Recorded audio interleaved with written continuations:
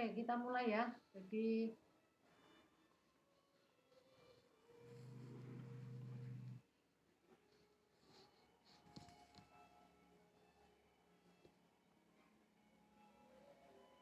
kita mulai.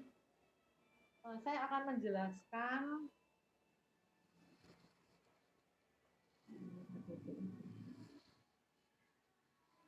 Oke, saya akan jelaskan mengenai example 7.3 ya. Buka Levenspiel-nya. Kita buka example 7.3. Sudah? Sudah ya? Sudah, Bu. Sudah, Bu. Sudah. 7.2 kemarin sudah dijelaskan kan sama Evelyn ya. Sekarang kita masuk 7.3. 7.3 ini adalah reaksi paralel. Diketahui konsentrasi mula-mulanya itu 2 di anolnya. Dia membentuk produk R, membentuk S, dan membentuk P, gitu ya. Dia membentuk 3 produk. Ya. Nah, kemudian kalau kita lihat di sini, rate-nya itu diketahui di sini RR-nya 1, RS-nya 2CA, RT-nya CA kuadrat. Kita diminta untuk mencari the maximum expected CS, gitu ya. Kalau dia isotermal, gitu ya. Jadi kalau kita lihat di sini, so S itu yang diinginkan, ya. Di sini itu S itu yang diinginkan. Kalau kondisinya isotermal, maka maksimum CS-nya berapa? Kalau dia di mixed flow reaktor, di plug flow reaktor, di sebuah reaktor, kalau unreacted-nya itu bisa dipisahkan dari produk stream dan dikembalikan lagi pada C0 sama dengan 2. Oke? Karena S itu adalah desired product, gitu ya. S itu adalah desired product, maka kita bisa membuat fractional yield. Fractional yield S terhadap A itu apa? Perbandingan antara rate-nya S per rate-nya A, ya. Beda loh ya, fractional yield sama overall instantaneous yield itu beda. Ya, nah sekarang kalau kita lihat di sini, ini adalah fractional yield. Oke, dari record. Nah, saya mau record.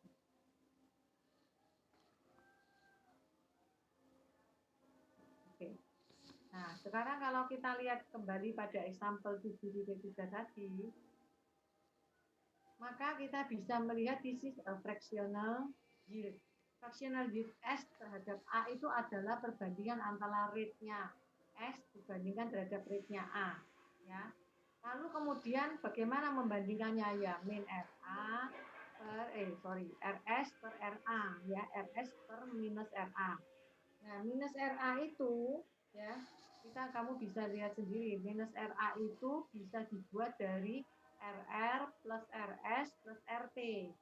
Jika kamu punya di sini DCR, DCS sama DCT, ya.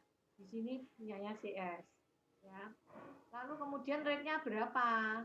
Diketahui kalau rate-nya S itu 2A, rate-nya R itu 1, rate-nya S itu 2A, lalu rate-nya T itu CA kuadrat.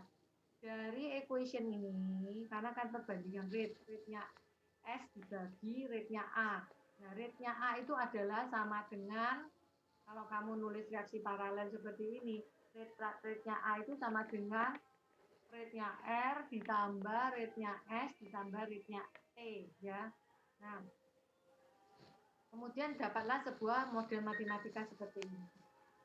Nah, kalau kemudian, kalau kita mau mendapatkan fractional yield-nya yang optimum, maksimum, jadi fractional yield S terhadap A, S itu produk yang diinginkan, A-nya itu reaktannya, maka turunannya itu harus 0, ya kan?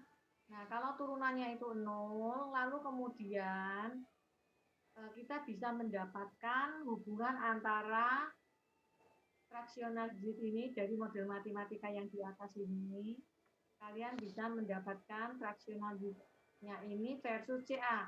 Masukkan aja CA-nya, kalau 0 berarti fractional yield-nya berapa, 1 dan seterusnya kan gitu. Nah, kalau kita lihat di sini, kalau CA0-nya ini CA ya, yang tumbuh X itu CA. 2 ini adalah CA0 kan mulainya dari 2 ya. Dari 2 terus menuju ke finalnya itu 0. Nah, kurvanya itu semuanya akan bentuknya seperti ini dari model matematika yang di atas ini. Fractional yield dari S terhadap A itu sama dengan 2CA dibagi 1 plus CA dalam kurung kuadrat ya. Lalu dari sini kita bisa dapatkan berapa ini fractional yield-nya gitu ya. Nah, kalau kita lihat di sini, maka ketika CA-nya itu 0, maka fractional yield-nya ya 0. Ini lihat. Di sini kurvanya 0 semua, 0. Letaknya dari 0 ya. Nah, kalau CA0 itu di sini 2. Kalau CA0-nya 2 mula-mula, maka kamu bisa mendapatkan fractional yield-nya berapa. Kurvanya bentuknya seperti ini. Nah, sekarang kalau kita mau kalau kita mau menggunakan MFR, maka luasannya itu apa? Nah, ini kita lihat penjelasannya di sini. Kalau kita pakai mixed reactor, berarti itu mixed flow reactor. Maka S yang terbentuk itu adalah luasan di bawah kurva ini. Betul kan? Karena fractional yield-nya ini dari S-nya itu kalau rektangulernya under hubungan antara yield-nya versus CA-nya itu the largest area. Itu adalah S yang terbentuk itu akan yang paling besar. Dan kalau kita lihat di sini, ya, pada waktu pakai MFR, maka luas area yang paling besar yang mana? Yang ini. Kalau kita katakan bahwa di mana CAF-nya menjadi berapa? Ya, dimana kalau kita lihat di sini, ya kan, berarti kita akan dapatkan bahwa CAF-nya itu setengah. CAF-nya setengah itu yang paling besar ini, lihat. Kalau CAF-nya 0 berarti conversion 100%, ya toh. CAF 0 berarti conversion 100%. Kalau CAF 0 malah enggak dapat. Ya. Malah luasannya malah kecil sekali. Atau kalau CAF-nya itu misalnya 1 kecil, kita akan dapat di sini. No, di sini. Ya, kita akan dapat di sini.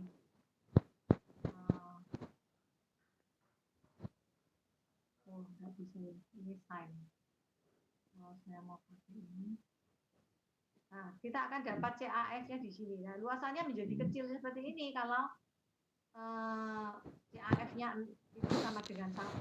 Sehingga yang paling bagus CAF-nya itu adalah setengah. Sehingga kalau kita dapatkan CAF-nya setengah, maka berapa KCS-nya? CS-nya menjadi 0,667.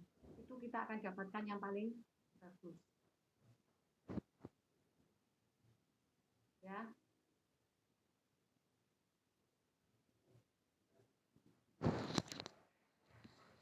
Oke. Nah, kalau kita lihat di sini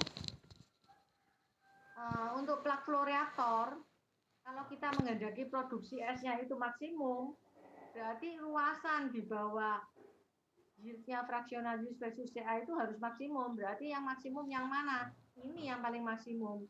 Sehingga kalau yang paling maksimum itu ini, kita akan dapatkan bahwa this is the maximum of yield-nya, S-nya. Ya kan? Jadi ini berarti konversinya 100%. Jadi kalau pakai PFR untuk mendapatkan S-nya maksimum itu lebih tinggi pakai PFR dibandingkan MFR. Ya. Nah, kalau kita lihat di sini, dilihat di sini. CSF-nya 0,867. Jadi kita dapat lebih besar kan dibandingkan 0,667 tadi kalau pakai mixed flow. Berarti pakai plug flow lebih bagus dibandingkan pakai mixed flow. Ya. Nah, sekarang kalau any reactor with separation and recycle of unused reactor. Jadi kalau kita mau menggunakan any reactor, kalau kita mau pisahkan, gitu ya, karena tidak ada reaktan yang meninggalkan itu tidak terkonversi, ya kan? Maka kita mesti mencari the highest fractional unit-nya di mana ini. Kamu lihat di tabel ini. Nah, ini adalah the highest fraction. Kalau kurvanya bentuknya seperti ini, ya 0,5 ini highest, berarti kita harus menjaga pada konversi berapa. Operated here, berarti pada konversi 50%. Di mana CA0-nya 2, kita jaga pada CA finalnya itu 1. Jadi kita bekerja dengan konversi 50%. Kita akan dapatkan kondisi fractional yield yang paling maksimum di sini. Ini kalau kita menggunakan qualitative approach, ya toh. Tapi kamu juga boleh menghitung lewat ini. Ya, turunan ini sama dengan 0, kamu dapat CA berapa, gitu. Boleh, ya. Nah, ini kalau ini kan pakai ini, turunan ini kamu dapat CA-nya berapa. Kalau plug flow dari sini kita harus bisa menyelesaikan integrasi ini untuk mendapatkan plug flow optimum, ya. Jadi ini adalah contoh kalau kita pakai MFR, maka yield-nya adalah 0,33 kalau MFR. Kalau PFR gitu ya, define mol S terbentuk terhadap mol A-nya itu berapa. Nah, ini adalah gambaran untuk menunjukkan kamu bisa menyelesaikan secara kuantitatif maupun kualitatif. Ya, gitu. Nah, what is the best operation condition for this kind of parallel? Maka ya pakai mix flow terus digabung dengan plug flow. Lihat ini, kalau di mix flow seperti ini, yield-nya akan gede. Terus dibuat seri sama plug flow. So you get the most optimum ini yield, ya. Jadi kamu akan mendapatkan most optimum yield, ya. Jadi akhirnya kamu bisa mendapatkan CS totalnya itu 0,886. Oke, ini adalah example 7.3 untuk memberikan gambaran kepada kalian bahwa reaksi paralel itu yang menguntungkan yang mana gitu, tergantung dari what is your desire of product gitu ya. Itu bisa dihitung secara pendekatan kuantitatif atau kualitatif. Pendekatan kualitatif adalah pendekatan yang kamu lakukan lewat grafik gitu ya. Nah, kita sekarang akan masuk ke penjelasan berikutnya, yaitu reaksi seri. Kemarin sudah selesai paralel, hari ini kita akan masuk ke seri. Setelah itu kita akan masuk lagi ke seri tapi beda order. Terus minggu depan kita akan masuk ke seri paralel, ya. Jadi kita akan selesaikan itu, lalu setelah itu ada quiz untuk multiple reaction, ya. Nah, sekarang kalau kita masuk ke reaksi seri, maka reaksi seri itu seperti ini.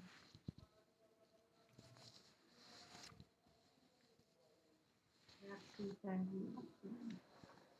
Buka handout-nya, buka siapkan level skill-nya chapter 8.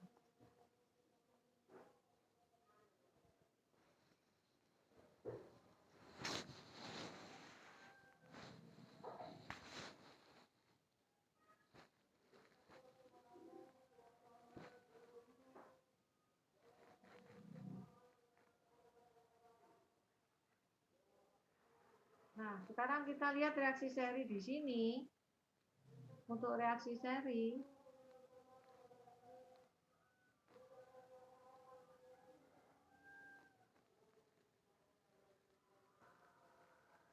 ini reaksi seri ya. Chapter 8 itu reaksi seri. Nah, reaksi seri itu bagaimana contohnya? Contohnya seperti ini. A menjadi R, R lanjut menjadi S, S lanjut menjadi C. Tapi tergantung produk yang kita inginkan yang mana.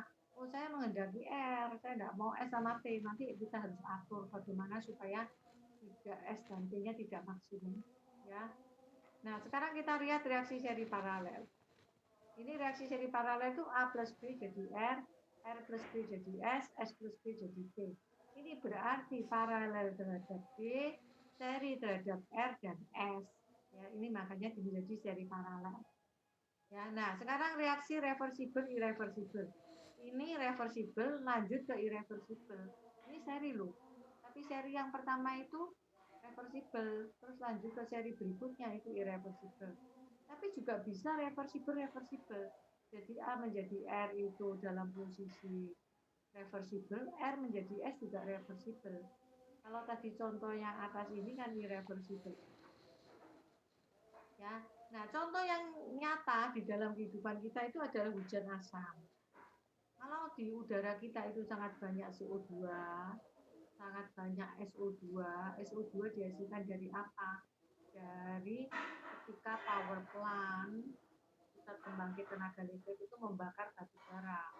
Batu bara panasnya itu dipakai untuk menggerakkan turbin, lalu dia supply electricity itu ke semua rumah tangga maupun industri. Ya, ada industri yang kemudian dia pakai batu bara sendiri, ya, jadi dia bakar sendiri untuk generate electricity dari untuk kebutuhan industrinya. Nah, ketika membakar batu bara, maka itu ada sulfur dioksida SO2 karena batu bara itu mengandung sulfur. Sehingga kalau kamu mendatangkan batu bara, kamu mesti cek sulfur kontennya. Kalau sulfur kontennya tinggi, that is not good. Batu bara itu kualitasnya tidak bagus, ya. Karena sulfur itu kontennya kalau tinggi, dia dibakar, waktu batu baranya dibakar untuk menghasilkan energi, maka dia akan teroksidasi menjadi SO2. Nah, SO2 yang dihasilkan itu bereaksi dengan udara di luar karena SO2-nya keluar kan dari bronchom. Lalu kemudian dia bertemu dengan oksigen di udara, dia membentuk SO3. Nah, SO3-nya itu kalau ada hujan, musim hujan, kena air, sama saja SO3-nya itu akan berubah menjadi asam sulfat. Ya, sehingga kalau sangat poluted itu kadang-kadang kita bisa lihat patung-patung batu itu bisa keropos gitu ya. Apalagi kita kalau ada di udara, kita di udara bebas pas musim hujan bisa saja kita itu kena H2SO4 ya. Jadi ini adalah contoh reaksi seri di mana SO2 itu bereaksi dengan O2 membentuk SO3, SO3-nya dengan air membentuk H2SO4. This is a seri reaction. Oke. Jadi hujan asam itu adalah reaksi seri. Ya. Nah, kemudian ada juga NO, NO2, NOx. NOx itu juga dikeluarkan dari bahan bakar ya. Kalau kita petroleum itu bisa mengeluarkan NOx. Nah, NOx kena air juga bisa menghasilkan HNO3. Oke. Nah, ini adalah contoh irreversible first order reaction yang seri. Jadi A jadi R jadi S. R-nya itu yang kita kendaki, desire-nya itu R, bukan S. Nah, kalau desire-nya R, kalau K1-nya itu besar, it's much more easier for us. Ya, bagi kita lebih mudah itu. Jadi kalau kita mau masuk ke sini, kita mesti lihat berapa rate-nya. Min RA itu sama dengan K1CA. Ya, first order ya. K1CA. Nah, RR-nya itu adalah K1CA dikurangi K2CR. Ya, produk R yang terbentuk. Ya, K1CA dikurangi K2CA. Nah, terus kemudian kalau RS, ya, kalau rate pembentukan produk S-nya itu adalah K2CR. Ya, ini adalah equation-nya. Saya kira kalian mestinya sudah bisa ya menulis this kind of equation ini. Oke? Bisa, Bu. Ya. Itu bukan min K2C. Oh, kenapa? Soal itu K2CR ya, Bu ya? K2CR toh. Oh ya, oke. Makasih, Bu. Saya salah lihat tadi. Ya, K2CR ya. Nah, sekarang kita masuk pada ini. Nah, ini pendekatan kualitatif lagi. Produk distribusi. Kemarin kita sudah belajar produk distribution, di mana cara feeding-nya, feeding strateginya, kalau kita punya parallel reaction. Nah, sekarang ini kalau seri, di mana kita melakukan analisa kualitatif untuk produk distribution. Ya. Nah, kalau kita lihat di sini, ya. Nah, ini misalnya dia photocatalytic, ya. Photocatalytic. Jadi dia membutuhkan sinar. Sinar itu berfungsi sebagai katalis untuk mempercepat reaksi. Ya. Nah, kalau kita lihat seperti ini, maka sebelah kiri gambar 8.1 itu adalah konsentrasi versus waktu. Ya, kalau itu terjadi di dalam sebuah beker. Nah, kalau beker seperti ini model Mendekati reaktor apa ini? Mendekati reaktor apa ini? Ada yang bisa jawab enggak?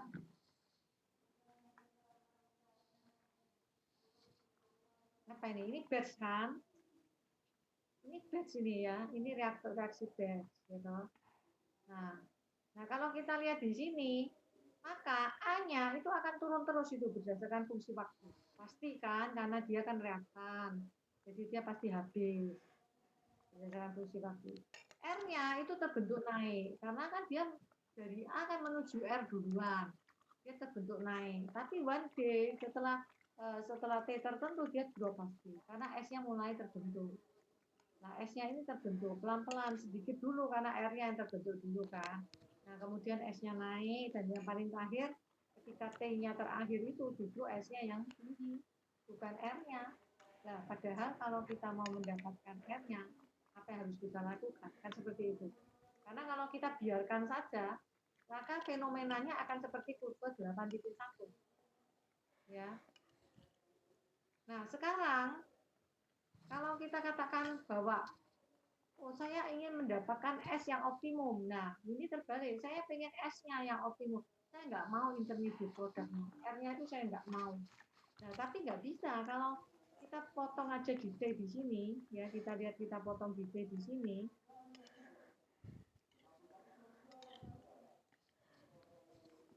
Nah, kalau misalnya kita potong pada T di sini, ya, ini adalah T reaksinya, final reaksinya di sini, kita mendapatkan jumlahan S sama dengan R loh. Berarti S-nya itu sama dengan R. Nah, padahal saya pengen S, misalnya saya ingin S. Nah, oke, kenapa tidak kita geser? Boleh, try to move here. Ini T reaksinya. T reaksinya digeser di sini, T reaksinya. Tapi kamu juga masih punya R loh ini. Punya S. Padahal kita inginnya S-nya itu yang banyak, R-nya jangan banyak-banyak. Nah, tapi kalau kita bekerja seperti ini, gitu, bekerja seperti ini, kita akan tetap mendapatkan S yang tidak bisa optimum. Ya, nah makanya lalu ada cara. Caranya bagaimana? Kalau kita mau membuat S-nya itu betul-betul tinggi, maka kita harus pakai cara diputarkan begini. Only small amount itu yang dialirkan demikian diputar balik, sehingga ketika dia terbentuk R, ya kan di sini dia terbentuk R, R-nya tidak bisa banyak-banyak terbentuknya karena A-nya yang diputar di sini dengan katalis pakai lampu ini, fotokatalitik, namanya fotokatalitik. Photocatalytic reaction. Ya, jadi kalau A-nya itu diputar di sini, dia bentuk R, tapi tidak bisa banyak-banyak. Lalu terus langsung lanjut ke S. Nah, ini numpuk di sini terus. Nah, akhirnya kita akan mendapatkan R-nya itu kecil sekali di sini. Ya, tapi S-nya yang tinggi di sini. S-nya yang tinggi di sini. So, we minimize R-nya, membuat optimize S-nya. Ya, kamu kalau buka reference filmmu, kamu buka di chapter 8 itu, kamu lihat gambar ini, 8.2. Di chapter 8-mu itu. Nah, di gambar 8.2-mu itu akan jelas tampak di sana. Ya. Tampak di sana itu penjelasan bahwa concentration time curve itu kurva konsentrasi versus waktu untuk contents, ya, untuk komponen yang ada di beaker. Kalau small portion of the fluid is irradiated at any instant. Jadi kalau hanya sedikit saja yang dikenakan katalisnya itu, maka gitu, dia terbentuk R-nya tidak bisa banyak. Terbentuk R-nya tidak bisa. Lain lihat sebelah kiri ini. Kalau sebelah kiri karena dia jumlahnya itu banyak, A-nya itu. Langsung, jadi A-nya itu langsung banyak, langsung dia convert ke R. Terus baru kemudian ke S. Tapi kalau A-nya sedikit yang dikontakkan dengan ini, dia membentuk R nggak bisa banyak-banyak, tapi dia kemudian lanjut ke S. Jadi seolah-olah S-nya itu numpuk. Nah, dia akhirnya membentuk S yang paling banyak. Ya, ini adalah type of distribution, kualitatif distribution untuk kita tahu kalau kita mengendaki produk. Nah, figure 81 ini penjelasannya. Langsung tercampur uniform, maka A dan R berkompetisi untuk menghasilkan produk. Karena A-nya itu langsung jadi R, R-nya juga langsung membentuk S. Jadi A dan R itu seperti kejar-kejaran di dalam batch itu. Karena A-nya juga cepat membentuk produk, R-nya yang sudah terbentuk, itu langsung dia menjadi S. Karena A dan R menjadi berkompetisi untuk membentuk produk. Nah, kita mau sebetulnya untuk menghasilkan R. Ya, nah, tapi kalau figur 8.2 penjelasannya itu adalah 8.2 ini sebagian reaktor A diputar, dipapar cahaya dan dikembalikan ke reaktor. Maka A-nya itu akan jadi S completely. A dan S yang ada di reaktor, maka R-nya nggak bisa tinggi. Ya kan? Karena begitu dia kena, A-nya itu kena diputarkan sedikit, kena cahaya foto katalitik, dia jadi R. Lalu R-nya kan ya mau membentuk S toh. R-nya langsung cepat membentuk S juga. Nah, tapi kan kemudian dia dibalikkan lagi. Dibalikkan masuk ke reaktor. Berarti S-nya toh yang banyak di dalam reaktor itu. Terus diputar lagi. Nah, diputar lagi, A jadi R-nya langsung jadi S. Jadi R-nya nggak bisa banyak-banyak di situ. Itu salah satu strategi kalau kita mau membuat ini intermediate produknya itu minimum, karena kita tidak mau intermediate produk. Oke. Nah, untuk reaksi irreversible, pembentukan intermediate ini sangat dipengaruhi oleh kondisi lidah yang dicampur dalam reaksi. Ya, jika produk intermediate merupakan produk yang diharapkan, mencampur fluida dengan komposisi yang berbeda tidak akan mendapat komposisi produk intermediate yang maksimum. Ya toh? Kalau kamu kepengen R-nya sekarang, ya, kamu pengen R-nya, terus kamu nyampur fluida, komposisinya dibedakan, ya kan? Dibedakan, kamu tidak akan bisa dapat komposisi produk yang intermediate yang maksimum, tidak bisa. Tidak bisa. Nah, kita mesti lihat contoh 8.1. Dibuka level 10. Level 10-nya dibuka 8.1. Nggak ada di slide ini ya. Jadi buka level 10. Oh, saya punya level 10.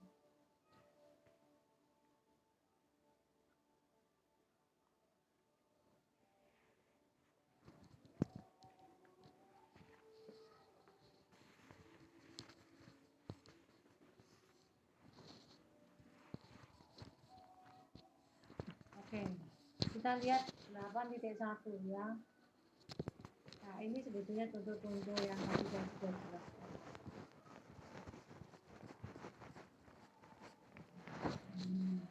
8.1. Nah, ini tadi kan sudah saya jelaskan. Kita lihat 8.1. 8.1 adalah favorable contacting pattern. Jadi kemarin kita belajar di reaksi paralel bagaimana pola kontak untuk menghasilkan produk yang kita inginkan, ya kan, untuk reaksi paralel. Sekarang kita bicara reaksi seri, ya. Bagaimana pola kontaknya? Kalau ini reaksi irreversible dalam bentuk seri, A jadi R, R jadi S. Ya.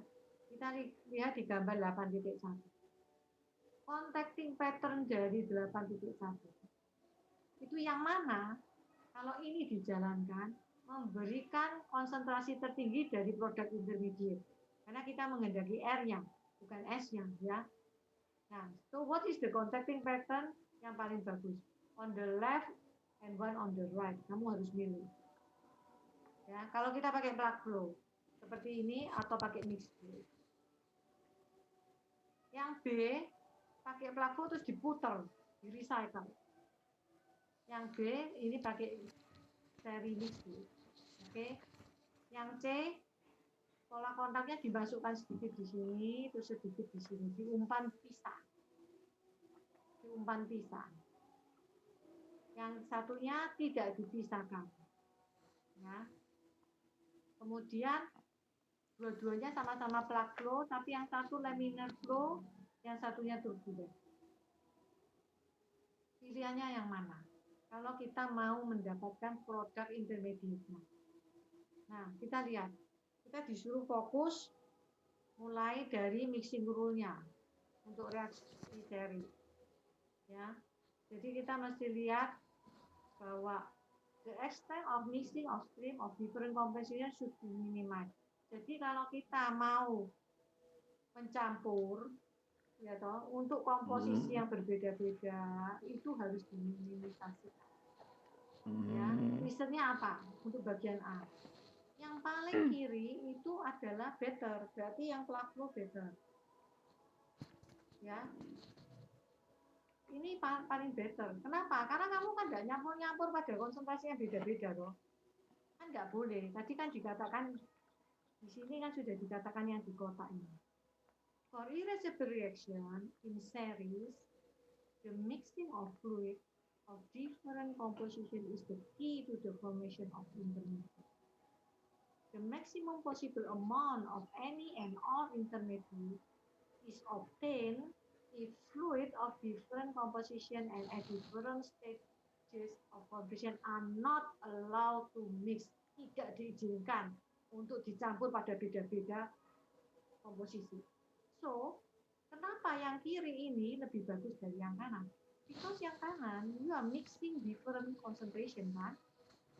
CA0 ini kan selalu misalnya 2 mol per liter, tapi yang sudah di dalamnya mixed flow reaktor ini kan sudah tidak 2 mol per liter lagi, dia kan sudah terkonversi kan. Sehingga kamu mencampurkan antara yang masuk baru itu dengan yang di dalam itu, berarti kamu you are mixing a different composition dari reaktormu, nggak boleh itu. Kalau seri itu tidak diizinkan. Kalau kamu pengen dapat intermediate loh ya. Sehingga ini yang lebih bagus. Ya, karena plug flow itu dia boleh dikatakan hampir homogen dia, konsentrasi di setiap ininya dia. Nah, sementara kalau yang B itu apa? Nah, kalau kita lihat, oh ini chapter 6, kita disuruh lihat chapter 6. Maka, so we generalize to this any positive order reaction. Jadi dikatakan bahwa yang kiri itu kan plug flow, closer to plug flow for both first and for second order reaction. Jadi yang kiri itu bagus kalau untuk first and second order reaction. Jadi kita akan bicara bahwa kalau kita punya first and second order reaction, lebih baik kita putarkan begini. Nah, kamu belajar di TRK 1 chapter 6, bacaan lagi chapter 6-nya itu. Diminta untuk melihat ulang figur 65, 66, sama 616, 617. Kenapa? Figur itu bicara apa? Ada kaitannya di sini. Jadi jangan lupa sama TRK 1-nya. Ya. Nah, part C, the right pattern is better because it's closer to plug flow. Jadi yang C ini lebih baik. Ya, karena ini kan mirip dengan plug flow. Nah, kalau ini nggak boleh karena you are mixing a different composition. Ya. Nah, itu yang nggak boleh. Nah, yang D itu yang mana? Baiknya yang laminar atau yang turbulent? Turbulent flow has less intermixing of fluid at different ages. Ya, jadi umur yang beda-beda. Nanti kan kamu di week of 7 ya, minggu ke-7 saya akan tunjukkan kamu non-ideal reaction. Itu beda-beda umurnya. Jadi komponen ya, chemical komponen yang ada di dalam reaktor itu umurnya beda-beda. Tapi kalau kita pendekatannya kan ideal reactor itu semua homogen, you know. Tapi sebetulnya real in the field itu beda-beda umurnya. Nah, apalagi kalau laminar, kalau pelan, ya, kalau turbulen itu kan cepat. Jadi dia seolah-olah dia tidak akan mencampur less intermixing of fluid at different ages. Ya, jadi tidak akan terjadi bypassing. Ya, kalau laminar ini kan bisa ganti yang nyerobot gitu, bypassing itu nyerobot. Ya, kalau ada orang antri terus nyerobot itu bypassing itu dia. Itu tidak boleh. Nah, ini sama, kalau laminar ini nanti ada komponen reaktannya itu yang sebagian itu brobos gitu, brobos duluan. Nah, berarti tidak bagus toh pencampurannya di sini. Nah, kalau turbulen itu dicampur pada different age, pada komposisi konsentrasi yang beda-beda itu kecil sekali. Tapi kalau laminar besar. Karena apa? Ada yang brobos. Nah, yang brobos itu kan mungkin konsentrasinya kan masih lebih tinggi daripada yang tercampur. Karena sudah terjadi reaksi. Sementara dia kalau brobos, kan dia belum sempat bereaksi, sudah brobos duluan. Nah, akhirnya kamu mendapatkan sebuah situasi di mana kamu berada pada sebuah kondisi kamu harus mencampur pada berbeda konsentrasi. Makanya alaminya tidak dikehendaki. Has to be go for bulan. Oke? Sampai sini ada pertanyaan nggak? Nggak ada? Nggak ada, berarti kita masukin. Ya. Nah, mana yang lebih baik, MFR atau PFR? Jadi kita pelajari ya, 8.1. Nah, sekarang masuk ke ini. Nah, ini mulai kuantitatif. Beberapa mahasiswa berger kalau sudah suruh kuantitatif. Terutama kalau menurunkan, bikin ngerasa masa, ngerasa energi. Dulu itu makanannya kita kok. Nggak boleh belenger, gitu. Nah, ayo coba. Kalau kamu saya suruh nulis saja, ini dapatnya dari mana? Sebagian dari kalian plug flow reactor. Kok bisa min DFA dari mana? Terus RADV sama dengan itu ada itu dari apa? FA0 minus FA kan gitu toh. Plus RADV itu nanti dibagi delta V kan gitu toh. Dibagi delta V sehingga dia menjadi DFA. Kok bisa minus ya? Karena FA pada posisi 0 dikurangi FA pada posisi X plus delta X. Yang gitu toh. Kalau PFR kan kamu harus bekerja di increment sepanjang panjangnya reaktor X dengan increment jarak tebal reaktornya itu incrementnya delta X. Oke? Sehingga kamu nanti punya min DFA. Nah, ini harus kuat loh ya. Seperti ini. Kalau kamu nggak kuat seperti ini, kamu nggak ngerti loh ini apa dari mana. Dan ini selesai di DRK 1. Selesai. Kalau lulus DRK 1 buat ini nggak bisa wajib temen ya. Nggak boleh itu, nggak boleh ya. Nah, kemudian kok bisa DCA per default dari mana? Anyone understand? Dari mana itu? Kok bisa ada DCA per default? Itu datanya dari mana? Itu sama dengan K1CA ini order 1 loh ya.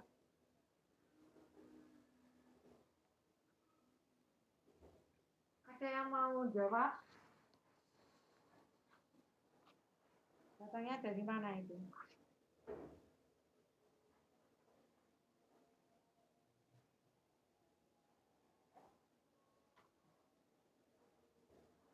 Ayo. Tuh, kok semua dong? Itu dipindah ruas ya Bu, terus dibagi DV. Jadi kan F per V jadi C. Iya, F per V jadi C, betul. Terus awalnya datang dari mana?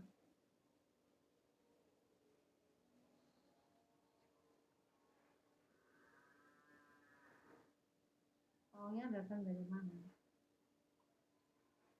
Ayo coba kamu ambil kertas, kamu retoret dulu. Nanti salah satu saya panggil, namanya saya suruh posting itu nanti. Saya bikin multiple share screen. Ayo, kamu buat dulu. Dari mana itu bisa keluar seperti itu. Bisa keluar CA sama dengan CA0 ya toh.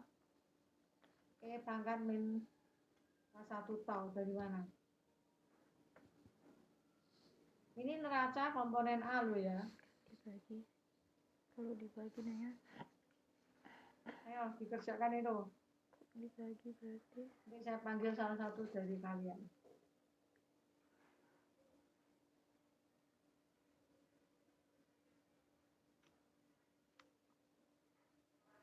Bagaimana itu kok bisa begitu?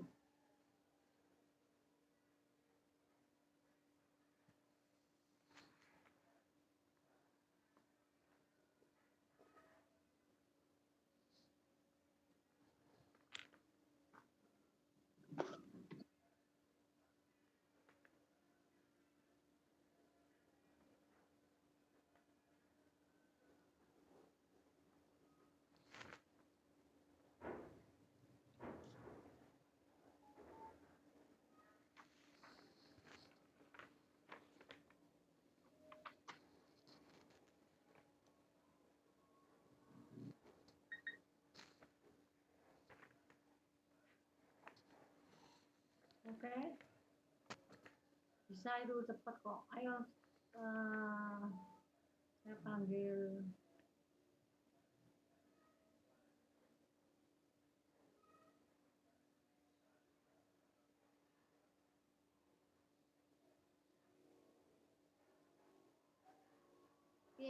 Pierre Immanuel, ayo. Bisa share? Hitungannya itu kok bisa gitu? Bentar, Bu, ini tadi saya cuman kayak bayang-bayangin gitu, Bu. Jangan pakai ilmu bayang-bayang kamu. This is chemical engineering, pakai ilmu bayang-bayang. Tapi nggak tahu bener apa nggak, Bu, macian, Bu. Ya tidak apa-apa, kamu kok nggak percaya diri loh. Jadi orang itu harus percaya diri, salah itu nggak apa-apa, pokoknya harus berani itu loh. Orang yang itu yang sukses itu yang bonek-bonek itu loh. Nah, sukses itu. Atau lainnya siapa? I don't know, mungkin ada yang ini ya, apa? Niko ya, Niko ada di sini enggak? Ya, Bu, masih halfway, Bu. Masih halfway. Okay, don't worry, just show me. This actually is not difficult kok. Just show me, kita ramasi sama-sama. Gak apa-apa, ayo. Kita ramasi sama-sama ya.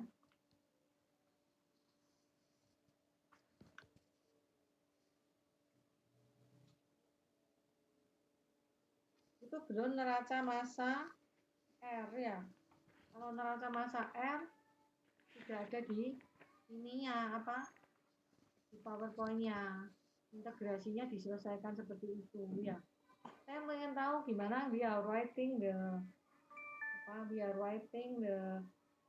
ini neraca massanya. Oke? Siapa yang mau ini? Enggak apa-apa, ayo tampilkan aja. Nanti kita kupas sama-sama kok. Enggak masalah.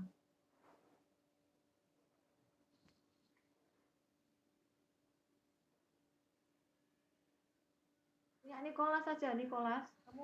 Kamu share aja, Nicholas. Enggak apa-apa, masih halfway enggak apa-apa.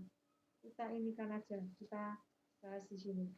Bagaimana membuat neraca massa dan neraca mol A di dalam PFR.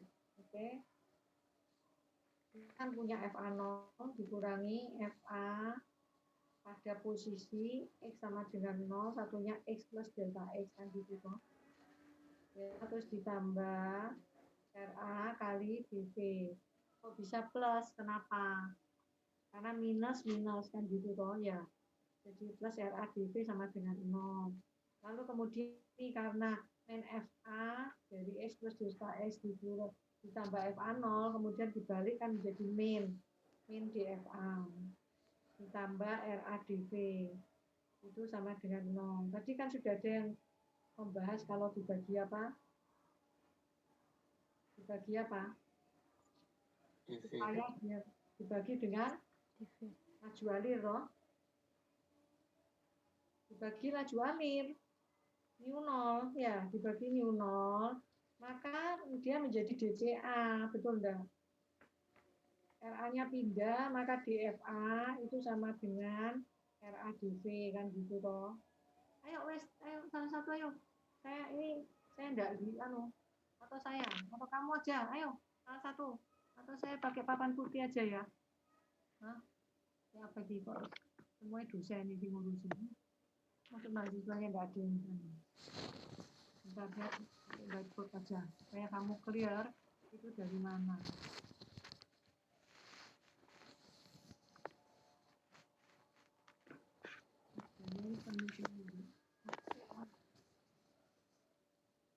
Oke, saya show whiteboard ya. Hopefully my whiteboard ini kelihatan dengan baik. Jadi perlu banget ini. Share dulu. Oke.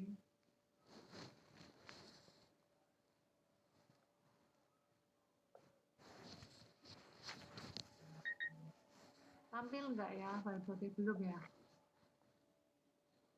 Belum ya? Belum, Bu. Oke.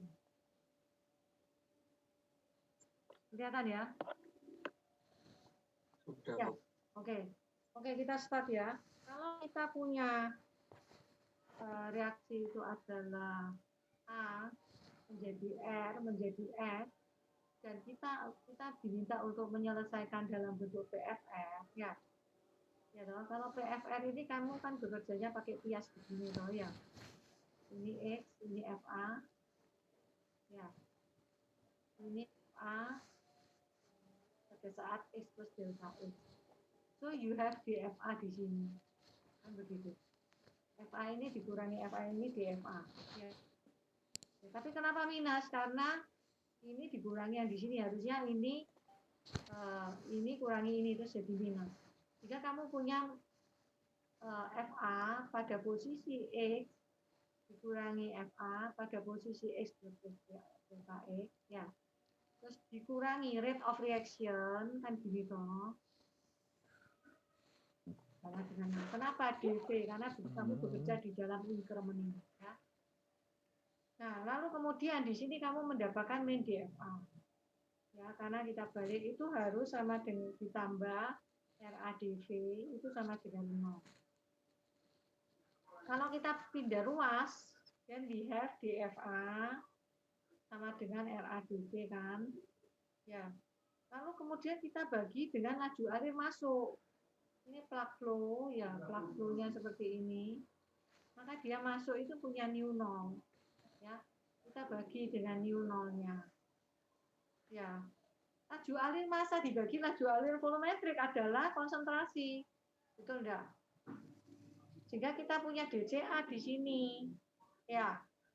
DCA sama dengan RA ini dibagi DV dibagi ini itu D tau.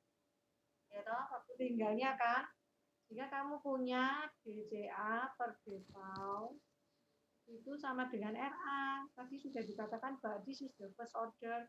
So we have here itu adalah K1CA. Ngerti ya? Caranya menurunkan. Nah, lalu dari sini, kemudian kalau kita bisa mendapatkan apa? Kita akan mendapatkan DCA per D tau itu sama dengan K1CA. Ya, sehingga nanti kemudian kita solve this problem, ya. Oke, sorry. Then we solve. Selesaikan ini, kita akan mendapatkan CA sama dengan CA0 pangkat min K1 tau. Ini datangnya kan dari sini. Ya, jadi dibagi dengan laju alir volumetriknya, ya. Itu. Oke.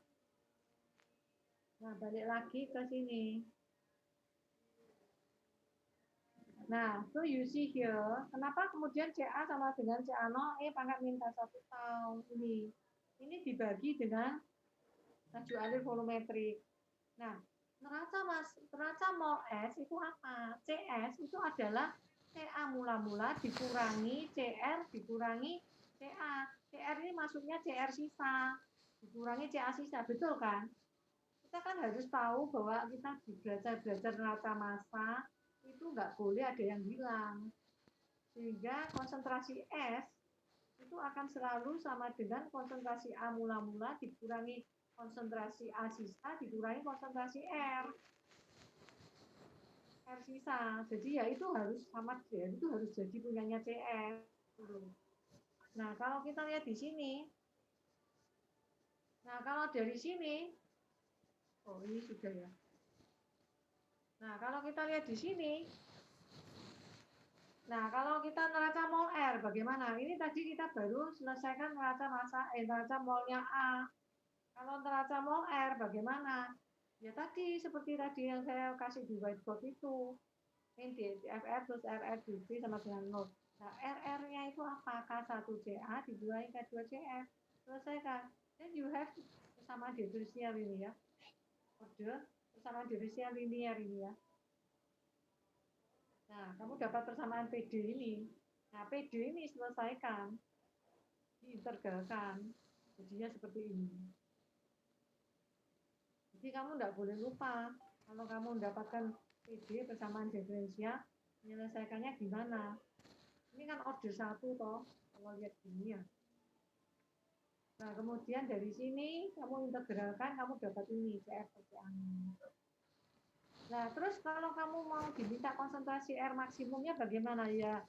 Turunan ininya itu harus 0. Turunkan terhadap apa? Turunan CR per CA0 terhadap waktu tinggalnya tau. Karena tadi variabelnya itu tau kan. Waktu tinggal kan berubah-ubah. Nah, ini D tau sama dengan 0. Dari turunan ini ketika kamu menurunkan ini terhadap tau, kamu akan dapatkan ini. Ya, jadi PFR optimumnya itu taunya itu ini. CR maksimum per CA0-nya itu ini. Jadi CR maksimum per CA0-nya itu adalah tergantung dari konstanta kecepatan reaksi. Nah, merata mol S-nya ya sama, CS sama dengan CA0 minus CA minus CS. Sampai sini ada pertanyaan enggak? Jelas ya? Ini caranya mengoptimasi kalau seri kamu menghendaki mendapatkan intermediate-nya maksimum untuk PFR. Ini belum MFR loh ya, ini baru PFR. Ya. Nah, kalau MFR nanti ada ini MFR. Sekarang ini PFR dulu. Sampai sini jelas nggak? Jelas. Nah, hah? Ada pertanyaan enggak ya? Jelas, Bu, jelas. Jelas ya. Nah, sekarang masuk ke sini. Nah, kamu juga boleh, tapi ini berlaku cuma unimolekular loh ya. Nah, kalau 111 ya. Jadi molekulnya cuma 111 koefisiennya A. Kalau 2A menjadi R ya tidak berlaku gambar ini, ngerti ya? Nah, the same thing tadi ini juga begitu kan? Ini unimolekular karena itu K1CA. Gitu ya toh, elementer reaksi O21 gitu ya. Kalau reaksinya O22 beda lagi ya. Nah, sekarang kamu buka reference filmmu chapter 8 gambar 83AB. Ayo dibuka itu. Semua buka.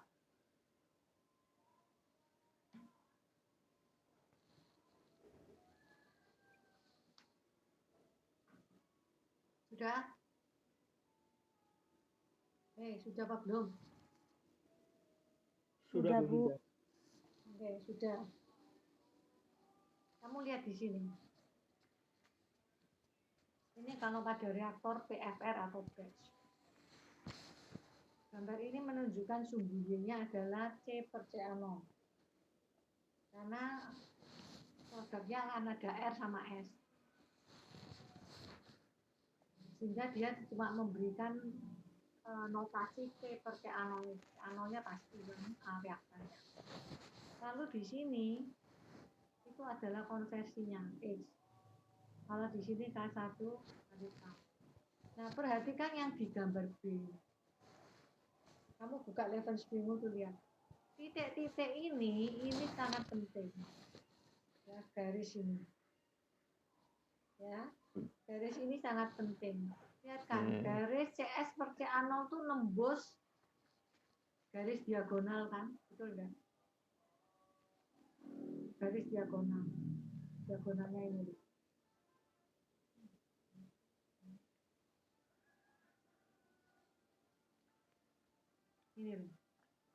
Ini tuh garis diagonalnya. Ya, ini garis diagonalnya. Lihat ini nembus dari sini sampai sini. Ini dari sini sampai sini. Gambar ini punya makna apa? Kalau K2 per K1-nya itu kecil, ya, K2 per K1-nya kecil, ya kan?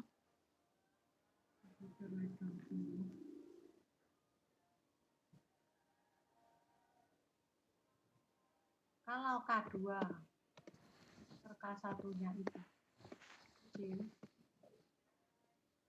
kalau K2 per K1-nya itu kecil, maka rate terbentuknya S itu besar atau kecil? Loh, gampang toh. Kecil harusnya, Bu. Kecil, Bu, kecil. Nah, lihat dari reaksinya ini loh. Kalau K2 per K1-nya itu kecil, berarti rate terbentuknya S itu kecil loh. Ya, Bu. Ya, sampai sini jelas. Berarti CR per CA0-nya besar atau enggak?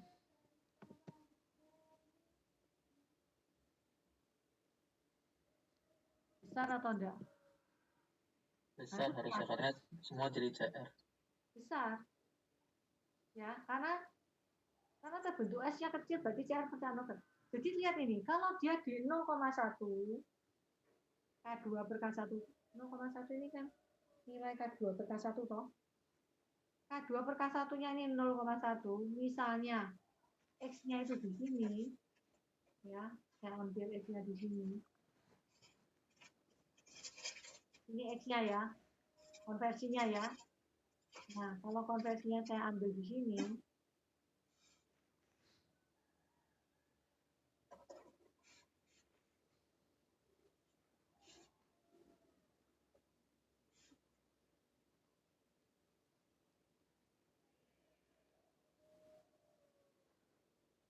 nah, kelihatan ya, yang merah ini pada X di sini, ini kan X 100%, ini misalnya X berapa? 0,8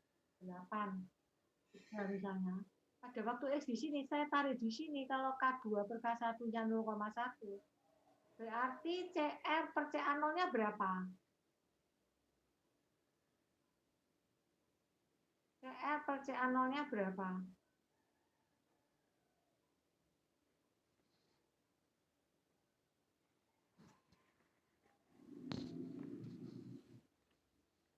Hmm, 0,89. Lihat itu, yang warna biru itu. Saya bawa ke kiri, itu kan C per CA0. Itu CR per CA0-nya. Oke, ini CR per CA0-nya ini. Loh, terus CS per CA0-nya berapa? CS per CA0-nya ini punyanya CR per CA0 semua ini. Ngerti? Karena dia di sini. Loh, CS per CA0-nya yang mana? Ini CS per CA0-nya. Ya, saya tunjukkan di sini. Ini, itu CS per CA0-nya itu ini. Sisanya. Jadi ini CR, jadi CA0-nya berapa misalnya? Ya, berarti ini sisanya itu ini, CS per CA0. Sedikit ini, kecil ini. Kecil ini. Oke. Tidak bisa, saya tidak bisa bantu. Kecil ini saja. Karena potong di diagonalnya ini. Jadi ini punyanya CR per CA0 itu segini. Ya. Jadi nanti ngitung CS-nya gimana? Enggak masalah, kamu kan bisa ngitung CS. CS itu sama dengan CA0 dikurangi CR. Betul enggak? CS itu kan sama dengan CA0 dikurangi CR dikurangi CA. CA sisa. Nah, kalau kamu sudah tahu berapa CR-nya di situ, berarti kan kamu bisa CA0 ya pasti X-nya tahu kok. Berarti CA-nya tahu. Berarti CS-nya bisa ngitung kamu. Ngerti? Kecil sekali, so you get the more. Tapi kalau kamu K2 per K1-nya itu gede, maka apa? Kalau saya sekarang turunkan ini.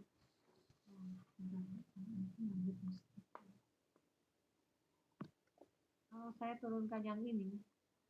Nah, kalau ininya gede, nah di sini K2 per K1, berarti saya punya kurva itu kan di sini. Kurva saya kan ini. Gambar begini. Nah, tidak bagus gambar saya ya. Tapi kamu ngerti maksudnya, saya berusaha membuat kurva seperti ini. Ya, kurva seperti ini. Ini kurvanya ini. Berarti K2 per K1 di sini berapa? Mungkin 2 ya ini ya. Kalau ini kan atasnya kan 1, 2. Jadi semakin tinggi, lihat kalau sampai 10 ini. Apa yang terjadi? Kalau semakin tinggi K2 per K1-nya, berarti kamu mendapatkan rate terbentuknya S itu besar. Jadi K2 per K1 rate terbentuknya S itu besar, lihat ini di sini. Ya kan? Jadi ini untuk menunjukkan bahwa gambar ini menunjukkan perilaku kalau unimolekuler.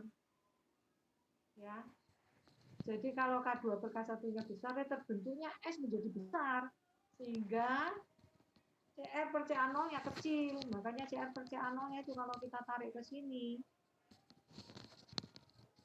Kalau kita tarik ke sini, kecil ini. Nah, kecil ini. Kecil. Ya, ini CR per CA0-nya kecil ini. Segini tok ini. Tapi kalau tadi, ya. Oke ya. Jadi ini kalau kamu menggunakan kurva ini boleh kalau uji molekuler ya. Sampai sini jelas ya. Ada pertanyaan? Oh, enggak ada pertanyaan, saya masuk ke MFR. Tadi baru PFR loh.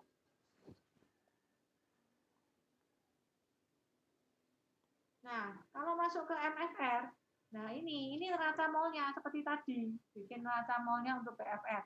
Jadi kalau PFR kan pakai DV gitu, DF gitu. Ini enggak usah. FA0 min FA, nanti dibagi sama mu-nya, jadi seperti ini. Terus nanti CA per CA0-nya seperti ini. Lalu dari sini, racemol R-nya itu seperti ini. Ya kan? Ketemu CR per CA0-nya seperti ini. Ya. Nah, berarti S itu apa? CS ditambah CR ditambah CA itu sama dengan CA0. Ini jangan pernah lupa ini ya. Ini kebanyakan orang lupa. Kalau kamu punya satu model lagi, equation lagi, yang bisa membantu kamu untuk solve the problem, yaitu ini. Banyak orang lupa, tidak bisa menyelesaikan. Padahal ada satu model matematika ini yang penting. Ya kan? Nah, kalau CS dibagi CA0 itu menjadi apa ini? Nah, R intermediate, mau mencari maksimumnya gimana? Diturunkan aja ini. Jadi nanti dapatnya itu seperti ini. Ya. Kalau sudah kena gini, bagian mumet ya. Nah, dari sini, kemudian kita bisa mendapatkan ini. Ini. Sehingga tahu waktu tinggal optimum untuk MFR itu 1 dibagi akar K1 per K2. Beda ya. Kalau PFR tadi apa? Waktu tinggal optimumnya. Waktu tinggal optimumnya kalau PFR apa?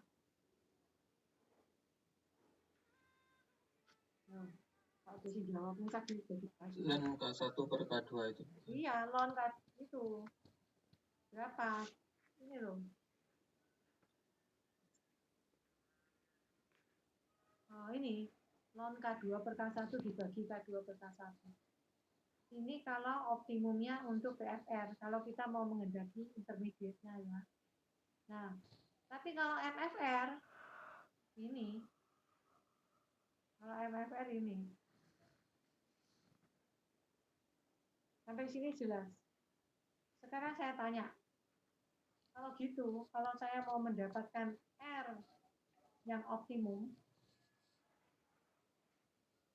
ya, untuk mendapatkan CR maksimum, berarti waktu tinggalnya di plug flow sama di mix flow besar mana? Ayo, harus bisa loh ya. Kalau saya mau mendapatkan R yang maksimum, waktu tinggalnya di plug flow sama di mix flow besar yang mana?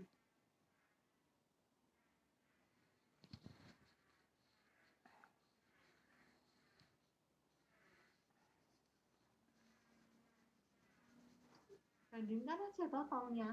Tahunnya itu kamu bandingkan. Langsung kelihatan kok. Pasti besar yang mana itu. Waktu tinggalnya besar yang mana? Waktu tinggal optimumnya lebih besar mana? Mix flow atau plug flow?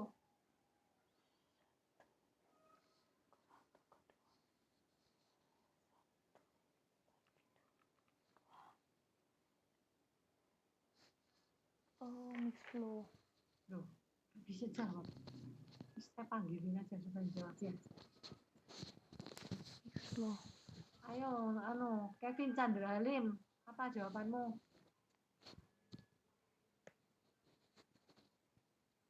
Kevin, kamu nggak ada ya? Cuma ada namanya orangnya hilang ya? Iya, Bu. Ya, besar mana Kevin? Iya, Bu. Besar mana? Menurut kamu besar mana? Kalau kita mau mendapatkan CR maksimum, waktu tinggal antara mix flow atau plug flow yang lebih besar, yang mana? PFR dulu. PFR. PFR lebih besar. P optimumnya PFR lebih besar dari mix flow. Oke.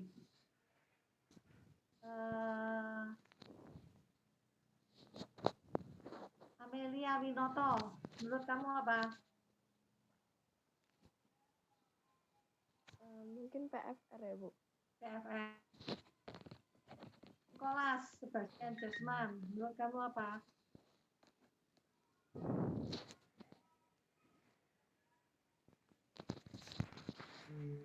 Mungkin PFR ya, Bu.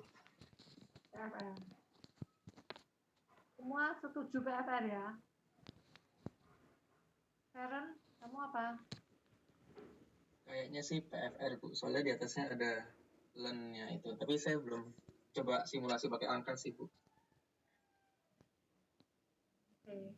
Coba kita lihat ya. Kalau PFR itu kan ln K2 per K1 dibagi K2 minus K1. Nah, sementara kalau MFR itu apa kalau MFR? 1 per akar ya. Betul enggak? Betul. Iya, Bu. 1 per akar K1 kali K2. Ya pasti besaran yang mix flow dong. 1 dibagi kok. Dibagi dan itu pasti akar itu masih kecil. Jadi tahu optimum untuk mix flow reaktor itu harus lebih besar. Pasti akan lebih besar daripada tahu optimum untuk plug flow. Jadi sebetulnya kalau waktu tinggalnya dia lebih besar, berarti dia butuh reaktor lebih besar apa enggak? Lebih besar. Nah, yes, that is the problem. Oke? Dia akan butuh reaktor lebih besar. Jadi kita harus tahu biar ketika kita membandingkan dua reaktor tersebut dengan waktu tinggalnya, lalu kita tahu bahwa untuk reaksi yang sama, saya butuh size ini lebih besar kalau saya mau pakai mix flow. Karena waktu tinggalnya lebih gede. Sehingga size of reaktor pasti lebih besar. Gitu loh. Nah, sebetulnya menguntungkan atau tidak, it depend. Kita mesti calculate kode economic feasibility-nya. Ya. Jadi ini memberikan gambaran kepada kamu sampai di situ. Oke, kita masuk ke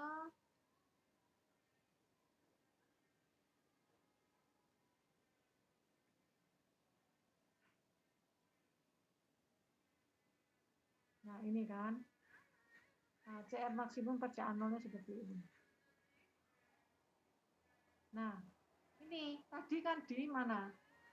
Tadi kan di PFR ya, perilaku unimolekularnya tadi yang saya bahas itu. Nah, ini untuk MFR. Sebetulnya sama, lihat ini. Ya. Jadi ini sama. Oke, kemudian masuk ke yang 16. Nah, CR maksimum PFR dibanding CR maksimum MFR besar mana? Ada pertanyaan ini. CR maksimum PFR dibanding CR maksimum MFR itu besar mana? CR maksimum itu kalau K1CA sama dengan K2CM. Lalu dibuat aja persamaan ini. Ya. Persamaan ini kita dapatkan kalau MFR maksimum tadi seperti ini optimumnya, CR per CA0 maksimumnya itu ini. Kalau MFR ya. Nah, kalau PFR per CA0 maksimumnya ini. Nah, pertanyaan tadi adalah CR maksimum PFR dibanding ya kan? Dengan CR maksimumnya MFR itu besar mana? Ya sudah, sekarang dilihat dari jabaran ini. Menurut kamu besar mana CR maksimumnya?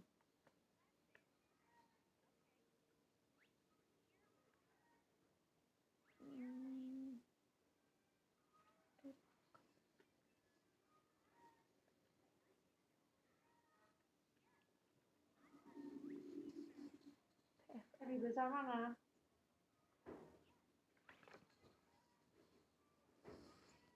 PFR kayaknya, Bu.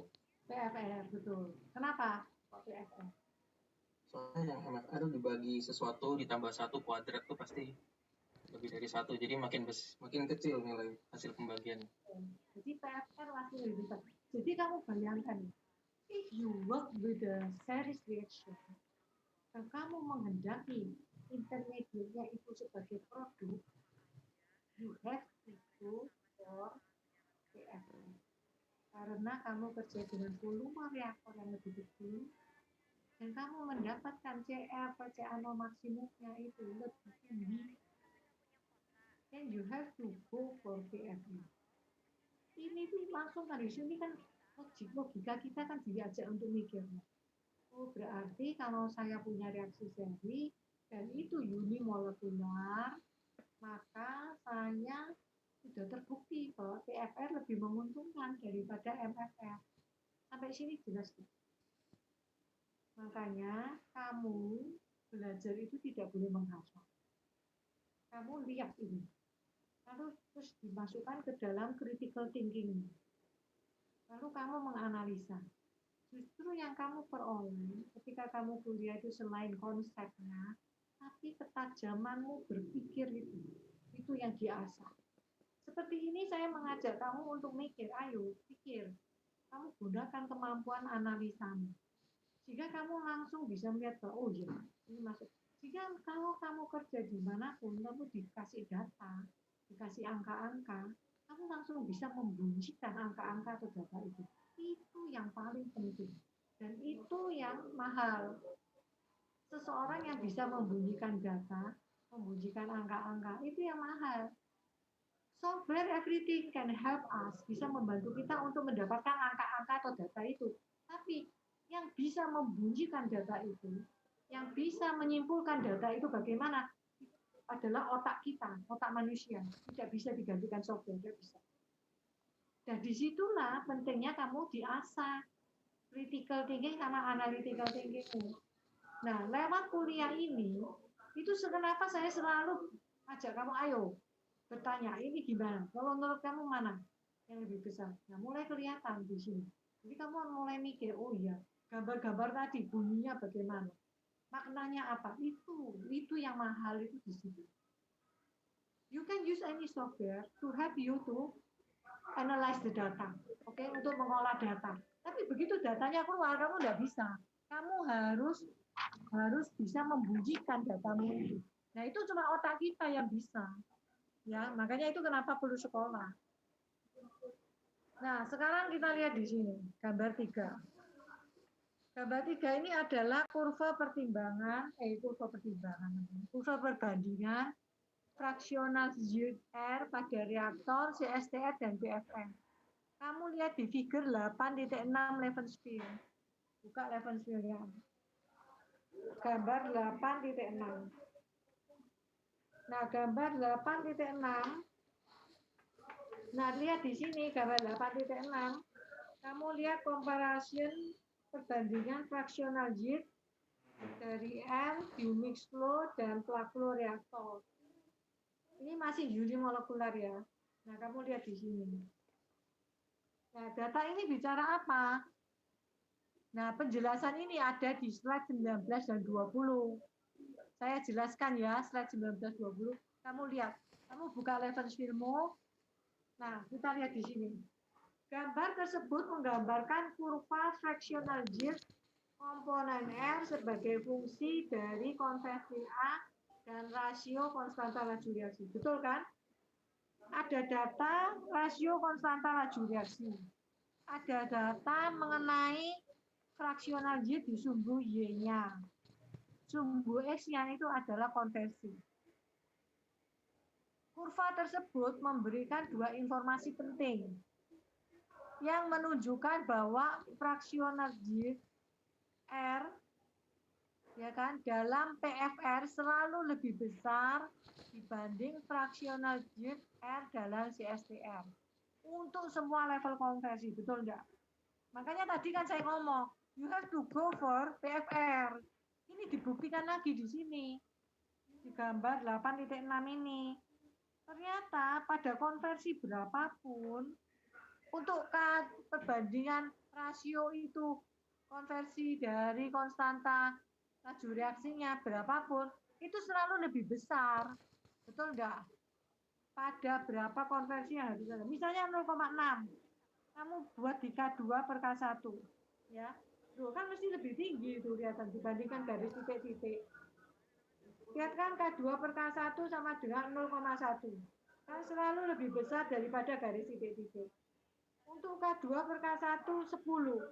Plug flow-nya itu selalu lebih besar daripada mix flow. Berarti kamu punya yield-nya itu lebih besar. Jadi sekali lagi, kalau kamu punya reaksi seri dan kamu punya intermediate product, itu yang kamu kehendaki, you have to go for parallel. Ya, reaksi seri unimolecular. You have to go for parallel. Oke, karena sudah terbukti di sini bahwa volume reaktornya lebih kecil, atau optimumnya untuk PFR-nya lebih kecil, lalu kemudian yield-nya ya lebih besar. Ngerti? Jadi dari sini paham enggak ini? Paham ya? Paham, Bu. Paham, Bu. Sudah. Jadi kamu bisa lihat di sini. Ya, jadi ini kamu bisa baca, kamu akan mendapatkan gambaran ini. Kita selesai reaksi seri untuk unimolekular. Oke? Kita akan masuk sekarang ke reaksi seri yang beda order. Beda order. Ayo, reaksi seri beda order. Buka itu slide-nya. Masih chapter 8 ini ya. Masih chapter 8. Chapter 8.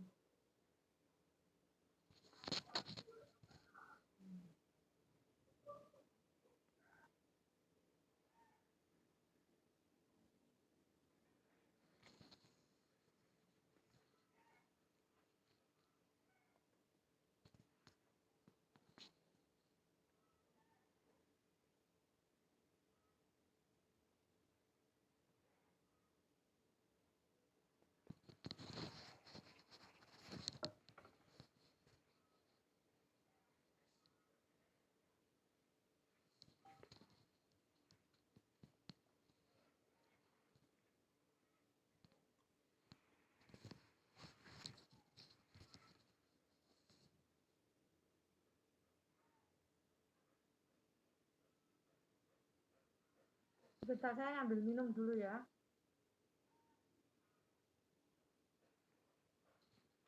Ya, Bu.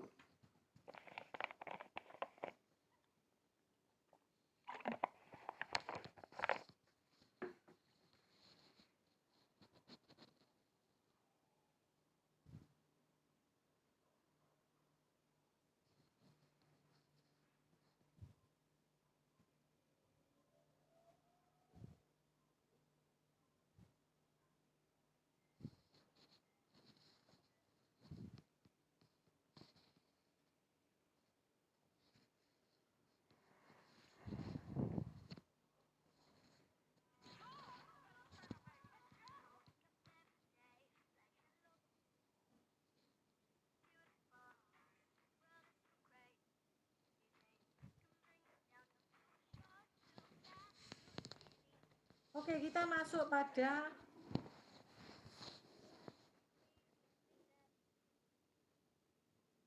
reaksi seri beda order.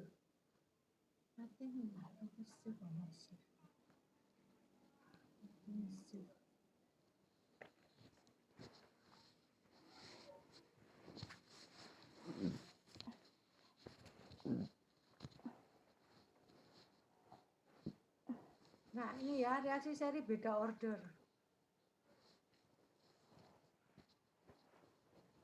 Nah, reaksi seri beda order, kita lihat di sini ada reaksi seri beda order.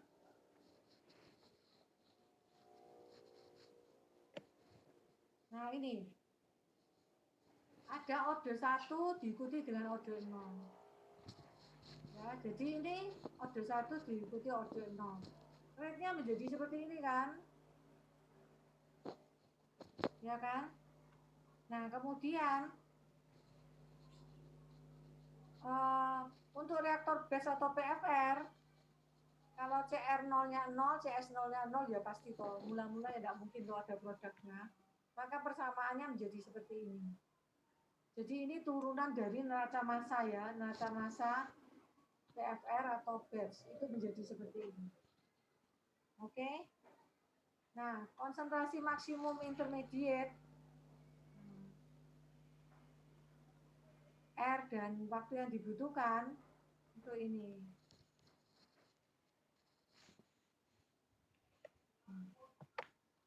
Nah, ini adalah product distribution kalau beda order. Ordernya yang pertama 1, yang kedua 0. Kamu lihat di sini adalah time, ini adalah CA. CA mula-mulanya di sini A-nya akan habis. R-nya dia order 1 dia akan cepat. Sebentar, saya mesti baterainya habis ini.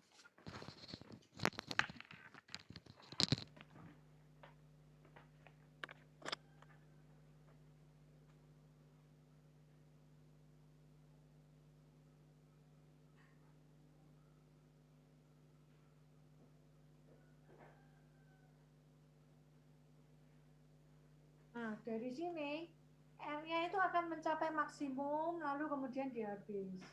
S-nya dia akan naik terus. Ya, dia akan naik terus. Gitu. Jadi CR-nya akan habis karena dia akan lanjut ke S. Ya kan? Dia akan lanjut ke S. Jadi ini gambaran untuk produk distribusinya.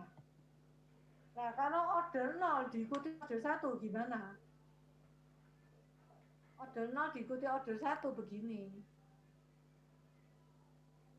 Ini order 0 diikuti order 1. Ya. Berarti kalau untuk reaktor batch sama PFR akan dapatnya begini persamaannya. Batch sama PFR. Oke. Nah, produk distribusinya seperti ini. Lihat bedanya apa? Ya, dia mencapai 0. Di sini maksimum terus dia langsung begini.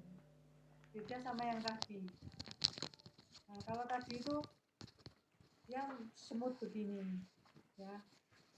Nah, kalau ini karena dia order 0, maka dia begini langsung. Habisnya begini. S-nya itu karena dia order 1, begitu dia ketemu di sini, begitu R-nya mulai turun, dia mulai naiknya drastis ini. Ya. Ini product distribution for the reaction A jadi R, A jadi S. Reaksi seri dengan order berbeda, ini harus gunakan numerik, ya, harus pakai numerik. Jadi kalau nanti ada ini, kamu sudah belajar numerik belum? Sudah belajar numerik belum? Sudah Bu, KNT Bu.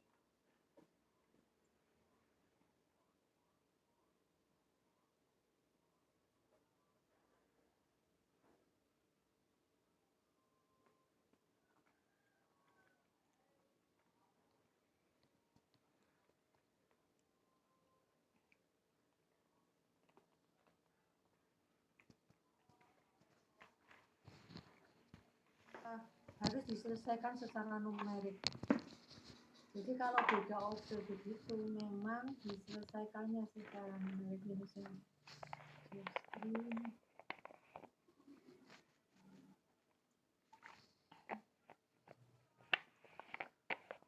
Nah, dengan order berbeda pakai metode numerik, ya. Kurva konsentrasi fase waktu sangat dipengaruhi oleh konsentrasi reaktan dalam intak. Jadi nanti ada soal-soal yang penyelesaiannya pakai numerik.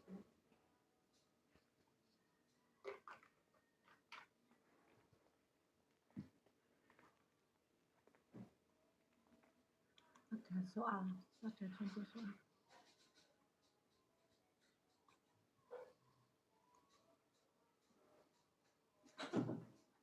Ini contoh soalnya. Contoh soalnya di sini. Oh, ini ada tugas ya. Tugas. Saya beri tugas.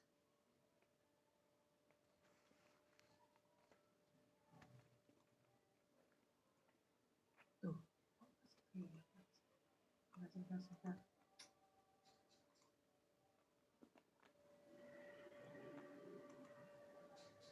Ini tugasnya ya. Fase cair elementer A jadi V, V jadi W. Produk yang diinginkan V. Nah, intermediate ini. Tapi ini pakai 2 CSTR seri. Nah, 2 CSTR seri itu mirip PFR loh ya, CSTR seri itu. Ya, K-nya itu K-nya ini sama K-nya. KAV-nya itu sama dengan KVB-nya.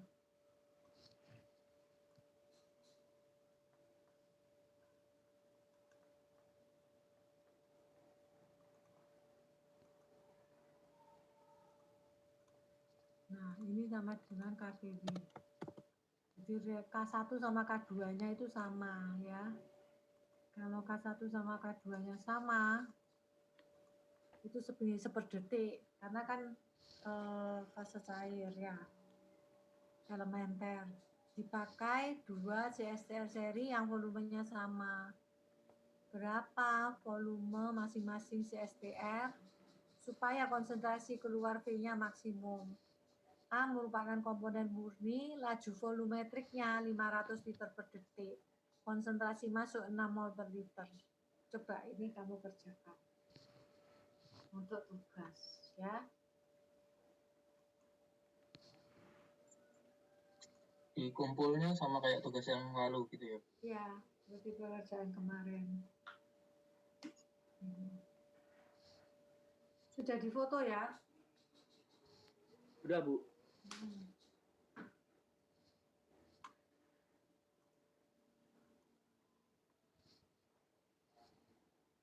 Nah, kemudian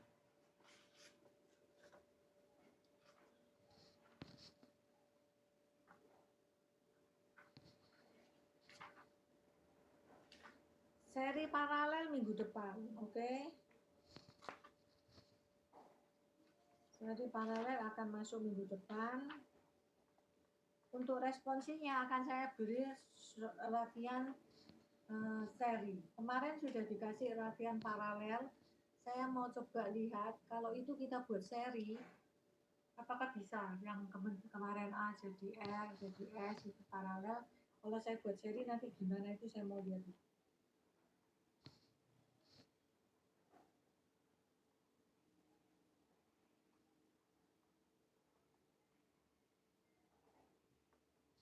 Oke, kita masuk seri paralel minggu depan. Ada yang mau ditanyakan enggak?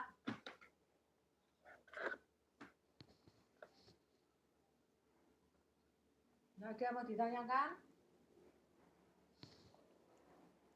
Belum ada, Bu. Belum ada. Saya harap kamu paham ya, karena ini kita akan ada kuis setelah minggu depan ya. Kita akan ada kuis setelah minggu depan.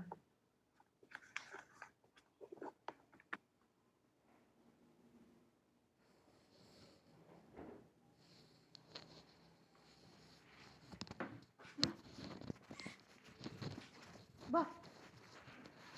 Iren. Iren. Bah, anak ini paling ih, tega sekali.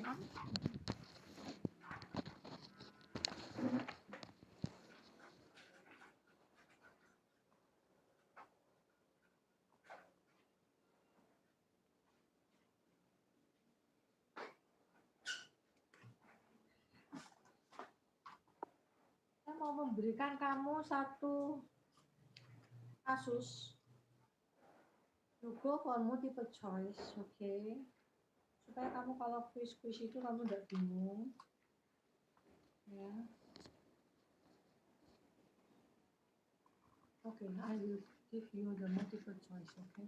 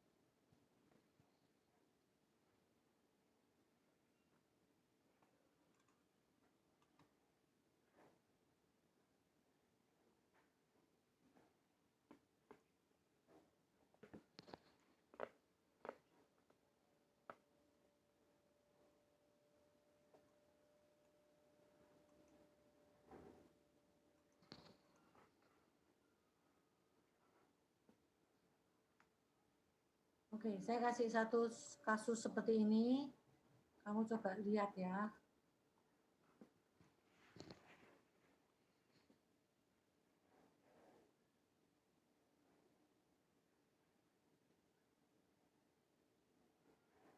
Coba lihat.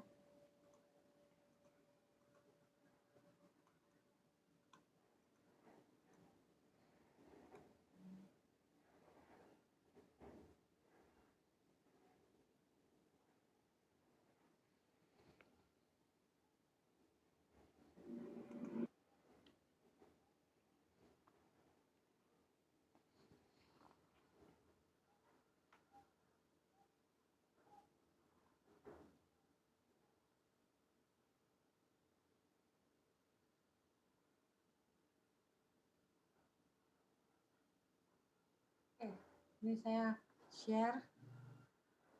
Nah, menurut kamu, kalau kamu disuruh milih ada kasus begini, kelihatan ya? Ya, Kelihatan udah, ya? Bu. Sudah. Oke. Kita punya dua isothermal reaction. Reaksi apa ini? Ini reaksi apa? Seri paralel. Paralel, Bu. Paralel, betul. Yang diinginkan produknya apa? Oke, Bu. Oke, sekarang kamu diminta tipe A, B, atau C supaya kamu mendapatkan maksimum selectivity of D. Ayo, yang mana? Dipikir loh ya. Ini betul-betul menggunakan critical thinkingmu. Batch, semi batch, tapi modelnya seperti ini. R yang dimasukkan, S-nya di dalam. Tapi satunya R-nya yang di dalam, S-nya ini. Ayo dijawab sendiri-sendiri, dipikir. Nanti kita bahas. Ini secara kualitatif aja kan ya, Bu? Iya, kualitatif saja. Tinggal milih A atau B atau C, alasanmu apa?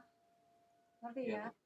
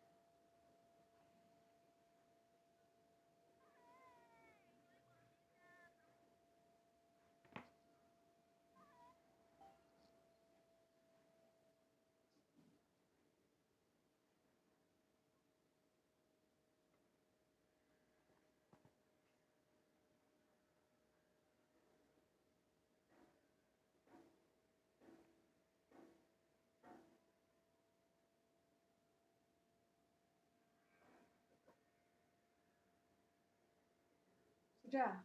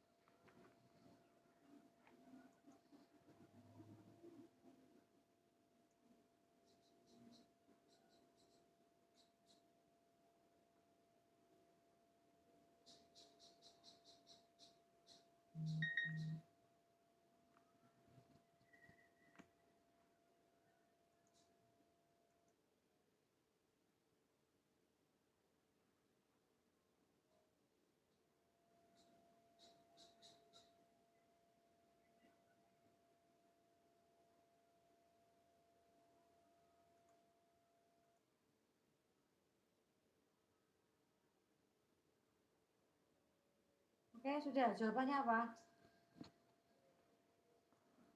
Jawabannya yang mana? B mungkin. Hah? Yang B. Iya, B, betul. Kenapa kok B? Ya, Hans bilang B. Kenapa B? Karena kalau misalkan lihat dari laju reaksinya, Bu, kalau misalkan kita mau D-nya lebih banyak, jadi kan CS itu kan ada kuadratnya kan, Bu, kalau misalkan dari laju reaksinya. Ya, Jadi kalau berarti kamu misalkan harus membuat ya, CS-nya setinggi mungkin loh. betul, Bu. Jadi S-nya kita masukkan duluan. Iya, supaya membuat CS-nya setinggi mungkin, S-nya harus di dalam, betul, sebanyak mungkin, ya toh? Jadi pilihannya harus B itu, betul itu. Ya, pilihannya harus B, betul. Satu lagi ya, saya kasih satu lagi. Satu lagi sebentar.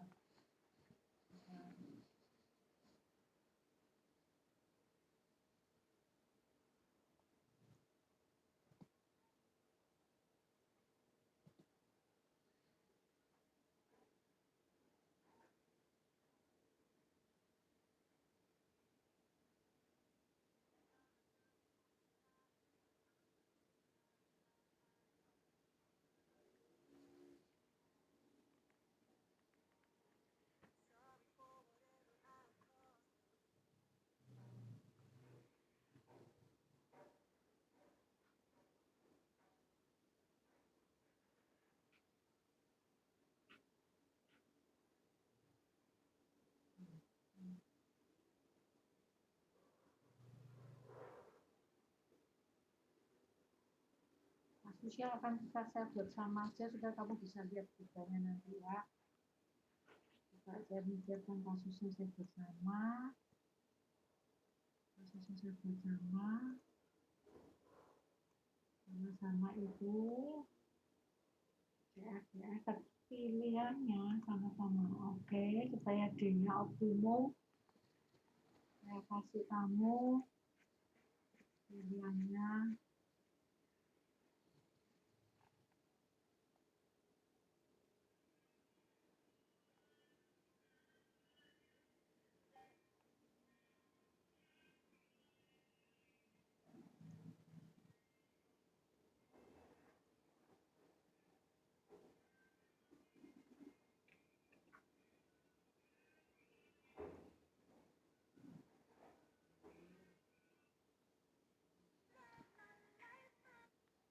Oke, saya share ini sekarang. Share satu lagi kasus ya.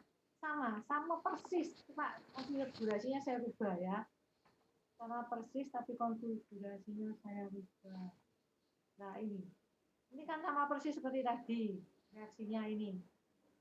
R plus S jadi D, R plus S jadi U.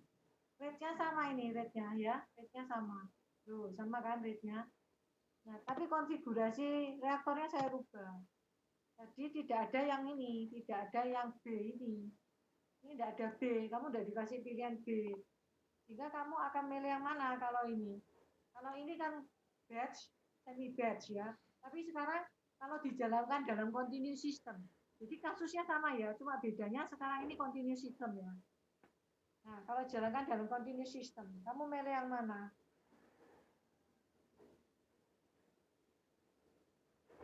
Jadi ini continuous system.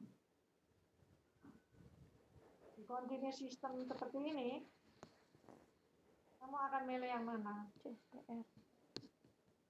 Tadi kan batch sama semi batch ya, kamu milih semi batch. Yang B tadi pilihannya.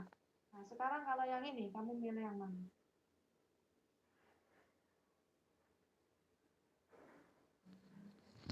CSTR. Continuous.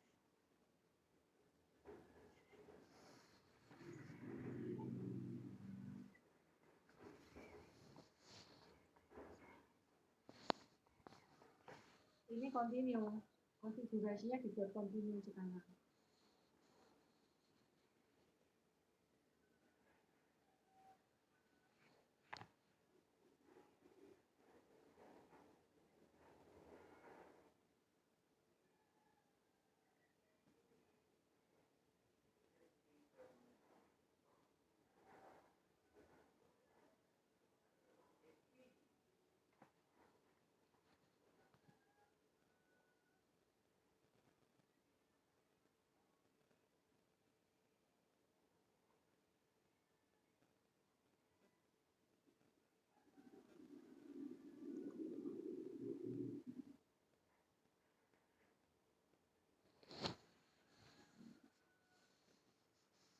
Oke, pilih mana?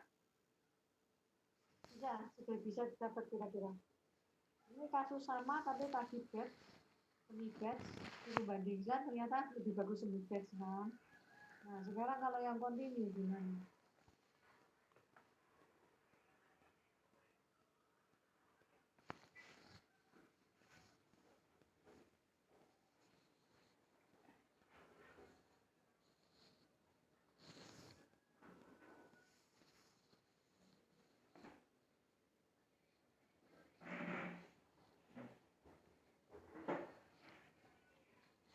Ada yang sudah bisa jawab?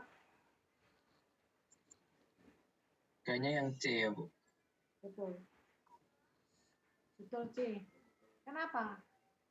Karena kalau kamu menghendaki D ini yang kamu kehendaki, berarti kan rate D-nya ini di sini kalau kita lihat CR sama CS, CS-nya pangkat 2 lihat ini. Saya ingin membuat CR dan CS-nya ini setinggi mungkin supaya rate D-nya ini tinggi, betul enggak?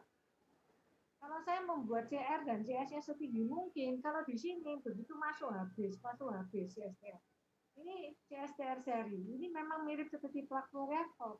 Tapi begitu masuk sini HP lewat ke sini, ya dia kalah sama yang C. Dimana C ini as long as possible. Betul, di sini mirip seperti PFR, tapi ini panjang, as long as possible. Tinggi selama mungkin. Kalau ini bisa dibuat tinggi, karena langsung ngalir ke sini, tapi tidak bisa selama mungkin. Lebih bagus C, karena dia bisa dibuat tinggi selama mungkin.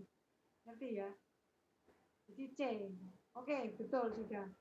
Ngerti ya? Nanti kuisnya mungkin ada yang gini. Ya, untuk membuat kamu. Oke, you now turn on your video. Saya akan buat presentasi.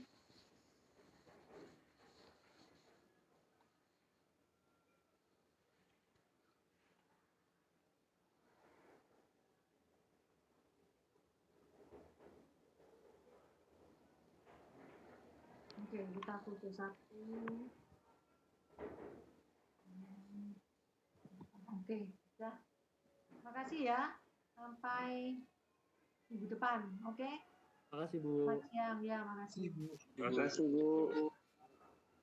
Makasih, Masih, Bu. Terima kasih, Bu.